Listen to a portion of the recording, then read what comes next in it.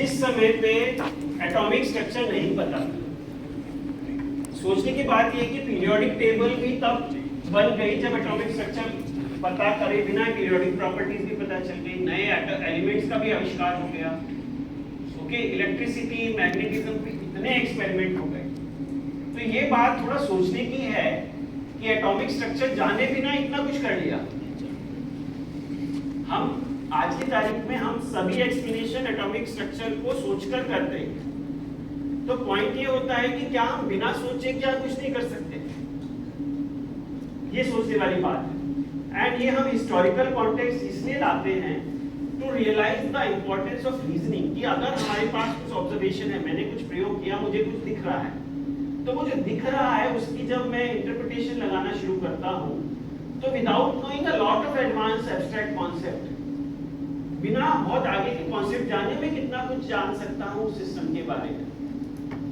और ये एहसास करना कि वो जाने बिना इतना कुछ लोगों ने बना लिया, पता लगा लिया, और वो चीज आज भी हम यूज कर रहे हैं। जैसे पीरियोडिक टेबल उसी दशक में बना, पीरियोडिक प्रॉपर्टीज कौन सा किसके आगे आएगा, उन्होंने बिना एटॉमिक स्ट्रक्चर जाने बनाया था ये बात। तो ये बात गौर करने की। Okay, and there is the brilliance of thought. अगर हम चाहते हैं कि हमारे स्टूडेंट्स या हम भी उस ब्रिलियंस का एहसास कर पाए, जो इंटेलेक्चुअल ब्रिलियंस आई है, तो हमें रीजनिंग पे देखना पड़ेगा कि ये एक्सपेरिमेंट से मेरे को कितना समझ में आ रहा है और कितना समझ में नहीं आ रहा है। जो दिख नहीं रहा है उसके बारे में we are making assumption, but वो एजम्पशंस इंपॉर्टेंट हैं। और अगर आप ध्यान दें, ये हमने बच्चों के साथ भी देखा है, आप अपने बचपन में भी देखिएगा, कहीं ना कहीं एजम्पशन हम भी बना सकते हैं, राइट? अगर मुझे पता नहीं है कि वो पॉजिटिव चार्ज कैसा है, तो ऐसा भी हो सकता है आर्टिकल गोले जैसा होगा, गेंद जैसा होगा, डब्बे जैसा होगा, मेरे कार जैसा होगा। बच्चे तो कुछ भी बोलेंगे, और ऐसे वो लोग भी सोच रहे हैं, और सोचने में कोई गलती नहीं है। कौन सी चीज आगे बढ़ने में मदद करती है वो हमें जानना है।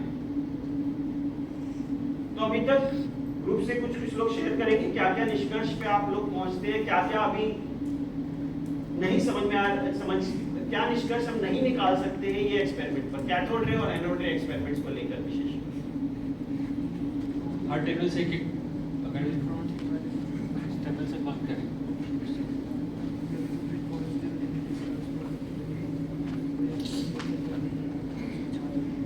तो हम ये नहीं बोल सकते इस एक्सपेरिमेंट के बाद में कि इलेक्ट्रॉन और जो भी पॉजिटिव चार्ज है वो एटम के अंदर किस तरह से अरेंज है, उनका प्रॉपर स्ट्रक्चर हम ठीक से नहीं बता सकते इसके बाद। ठीक है, और क्या बता सकते हैं? ये बता सकते हैं कि दो चीज़ें हैं इसमें, एक इलेक्ट्रॉन है और दूसरा कोई पॉजिटिव चार्ज है, जो दोनों मिलकर एटम बनाते हैं। और ये गैसेस एटम की बात कर रही है, कैथोड के एटम की बात हो रही है? ये मेरी अंडरस्टैंडिंग से कैथोड के एटम।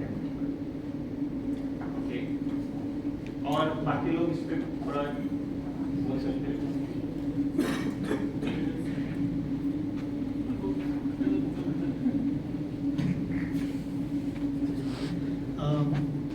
हमारे ग्रुप में ये थोड़ा हम लोगों ने इसको कंक्लूड करने की कोशिश की कि अभी तक हम क्या समझे, और इसमें ये आया कि जो कैथोड से रेज निकल रहे हैं और एनोड से रेज निकल रहे हैं, ये पॉजिटिव या नेगेटिव के उसमें नहीं जा पा रहे हैं कि ये एक तरफ से नेगेटिव तो निकल रहा है लेकिन दूसरा पॉजिटिव है, या उसको कोई नाम पे हम नहीं पहुंच पाए जो अब बार बार मेंशन कर रहे हैं। दूसरा ये कि जो प्लम पुडिंग मॉडल है, उस मॉडल में इलेक्ट्रॉन्स तो बिखरे हुए हैं, लेकिन जो बाकी चीज़ें हैं वो क्या है उस पूरे स्ट्रक्चर में, वो भी थोड़ा डिलेमा की स्थिति में है कि वो एक्चुअली क्या है, वो अंडरस्टैंडिंग में नहीं आ पा रहा है। ओके, और आप लोग ये बोलना चाहेंगे कि ये जो एटम के स्ट्रक्चर की बात हो रही है, ये गैसेस की किस एटम की बात हो रही है, या कैथोड के एटम्स की बात? गैसेस के एटम्स की बात हो रही है। ओके, और उसी टेबल से थोड़ा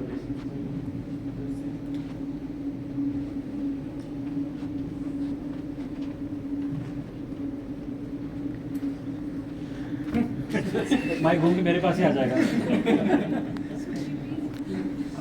तो हमने डिस्कस करा था कि जैसे कि जो एटम हैगा उसके अंदर पॉजिटिव नेगेटिव चार्ज हैं, लेकिन वो स्पेरिकल कैसे हमें कैसे बताएं, मतलब स्पेरिकल शेप है लेकिन स्पेरिकल कैसे हम वो कैसे इंटरप्रेट करें, क्योंकि चार्ज बैलेंस करने के तो वो सिर्फ एक क्लोज फिगर होना चाहिए, लेकिन स्पेरिकली क्यों होगा।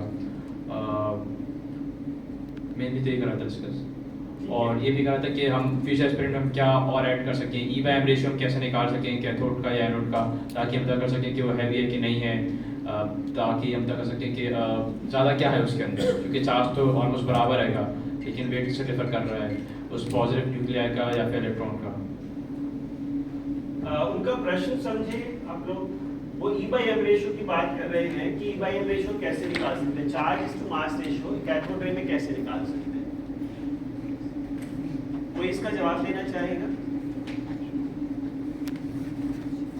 कैथोड रे में ई बाई एम रेशियो हम कैसे देखते हैं, ई बाई एम रेशियो मतलब ई रेफर्स टू चार्ज और एम रेफर्स टू मास, यानी कि चार्ज बाई मास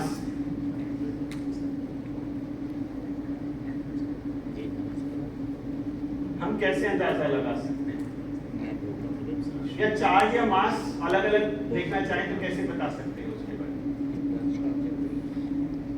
दूसरे ग्रुप वाले कुछ दिखाएंगे,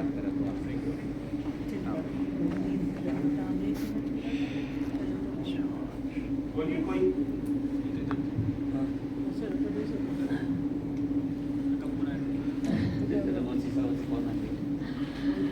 एक तो हमें इस बात का समझ में नहीं आ रही, इस बात का पता नहीं चल रहा कि ये जो आप कैथोड और एनोड रेज की बात कर रहे हैं, इन पर कौन सा चार्ज होगा, वो कैसे पता करें कि कौन से पॉजिटिव है और कौन सी नेगेटिव है। दूसरा, जिस आप एक इलेक्ट्रॉन जैसी कुछ चीज़ की बात तो कर रहे हैं, लेकिन क्या उसमें इलेक्ट्रॉन के अलावा कोई और चीज़ है, उस चीज़ का भी पता नहीं चल पा रहा है। तो दो ही हमारे सवाल थे ग्रुप के। पर आप ये बताना चाहेंगे कि अगर मेरे को मास के बारे में, कैनल रे के मास के बारे में भी अंदाजा लगाना है तो मैं कैसे अंदाजा लगा सकता हूँ इस एक्सपेरिमेंट में। मास के बारे में पता अभी नहीं बता पाऊँ। ये कुछ कह रहे हैं ग्रुप से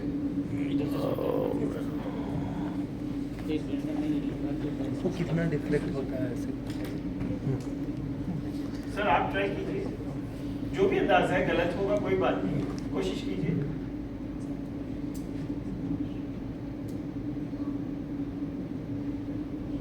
नहीं कोशिश कीजिए, गलत होगा कोई बात नहीं, आप अपना अंदाजा लगाइए थोड़ा।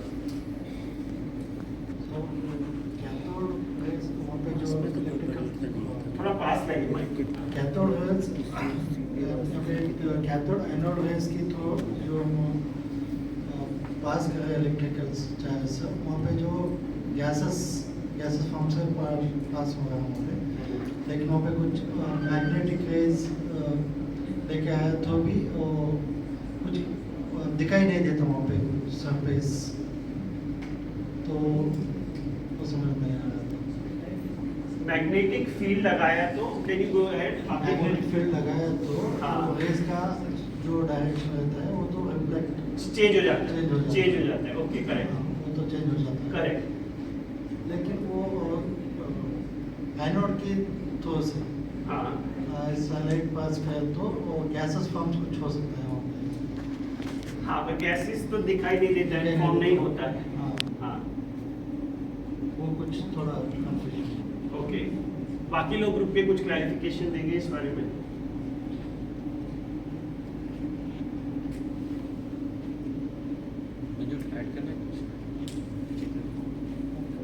और या आप लोगों की कुछ सवाल इससे related. What I understood by is you were confused about key, like the electrons are coming and something, the ions are traveling from cathode to anode, from anode to cathode. So once we thought ki of course they are independent of gases. When we are bringing magnetism, ki haan, I am able to see ki the magnetic field is changing when they are traveling from anode to anode. But when we are going towards anode, so you were saying the same thing. When we are going behind it, then there is also effect of gases. So that's why we are confused. Ki when we are working on cathode rays, canal rays, so then their gases No, are canal rays are anode rays. yes, canal rays are being affected by gases. Yes. So why they are being affected by gases while the other one is completely independent? So there is the area of confusion among all. Okay. इधर से आप लोग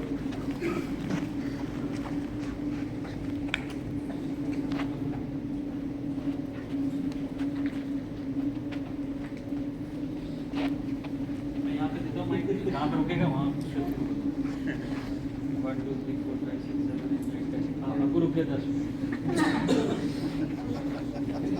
हम लोग जब discuss कर रहे थे तो हमने एटम के बारे में ये समझा कि उस एटम के अंदर हीट और इलेक्ट्रिसिटी तो मौजूद है, लेकिन जो कैथोड के बारे में चर्चा कर रहे थे कि उसमें से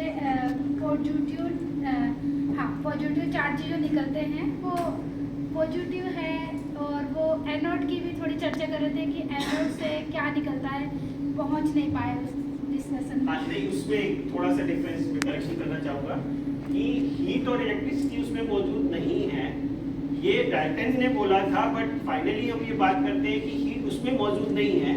हीट जो है उसके मोशन की स्थिति का एक एवरेज रूप है जिसको हम हीट बोलते हैं, यानी कि ज़्यादा हीट मतलब वो हिल ज़्यादा रहे।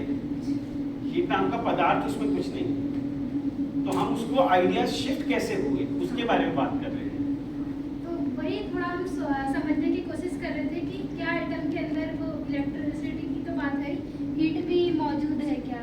करेक्ट, तो ये उस समय भी चर्चा थी, हाँ, बट और भी उस पे हमने हीट पे हमने ज़्यादा डिस्कशन नहीं लाए, क्योंकि हीट बाकी अलग एक्सपेरिमेंट से ही कंक्लूड किया कि उसके अंदर हीट नाम का सब्सटेंस नहीं, वो एक मोशन की स्थिति है। पर इलेक्ट्रिसिटी की हम बात करते हैं तो इलेक्ट्रिसिटी शायद कुछ ऐसी चीज़ों की वजह से जो एटम के अंदर हैं जाती है या आती है, है ना। बाकी लोग कुछ ऐड करेंगे ग्रुप के। रोशन पूछ पागे बेटा। हाँ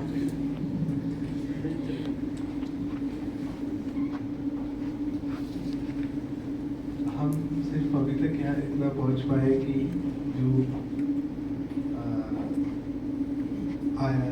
जो भी चार्ज वाले आयन हैं दो तरीके के हैं ऐसा लग रहा है, लेकिन एक इलेक्ट्रॉन है, ये इसका पहचान अभी पूरी तरह से नहीं हुआ ऐसे समझ में आया है, और दूसरा जो भी जिससे